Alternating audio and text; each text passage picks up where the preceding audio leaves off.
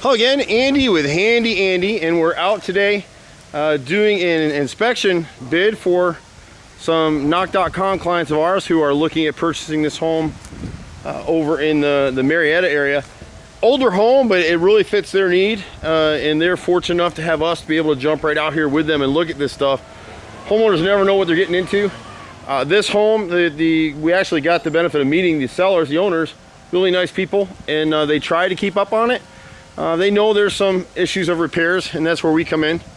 But fortunately for them, this owner is a cash buyer through Knox program, and then they'll settle up when they sell their other house. But so here's, we're looking at the house right here. They've got LP siding. And so I don't know how well, and we're fighting raindrops here, but as we come in on this window, you'll see the wrinkling in the siding. See it right there? Right there? Let's see. There you go. See those little crackles right there? Apologize, the camera's having a hard time focusing today with the rain and the clouds and everything. But that bottom row right underneath that window needs to be replaced. And whoever did the replacement here, they didn't use hardy plank, they used niche siding. And we'll show you that on the other side. But overall, they've done a great job trying to stay up on top of the house. It's minor stuff for them. So like on the corner boards here, whoever did these 2x4 corner boards, these are original, and they did a horizontal cut. And so it trapped the water and rotted it out right there. And then whoever redid the chimney for them just didn't do a good job caulking. So both sides on the left and right are rotted and just need to be replaced. But it's nice that they've got this siding already replaced. Niche is not our favorite. We prefer hardy plank. It just holds up better. But overall, like I said, the house is in pretty good shape. You can see they've got a little bit of thickening of the siding, but because they hand painted it last time, most of it's in good shape. Right over here on the corner of the garage, there's 4 rows of siding behind this post that have rotted out. So this is the LP siding, which is basically compressed wood chips and glue. We normally wouldn't do this, but for this particular client, we're going to partially repair these 2 bottom rows to the left of this door. And then I'll probably have to go around the house to show you this deck area, and so we can come through. But it's really helpful to be able to have a contractor in your midst that can run through these things, because homeowners never know what this stuff costs. So this way, these buyers will actually be able to present their offer today and hopefully be able to buy this house and be done with it.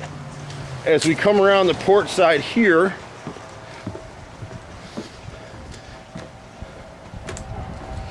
it's nice that they got the pool next door here. We come around this side, whoever worked on the house for them, probably last time they painted it, they installed niche siding down here.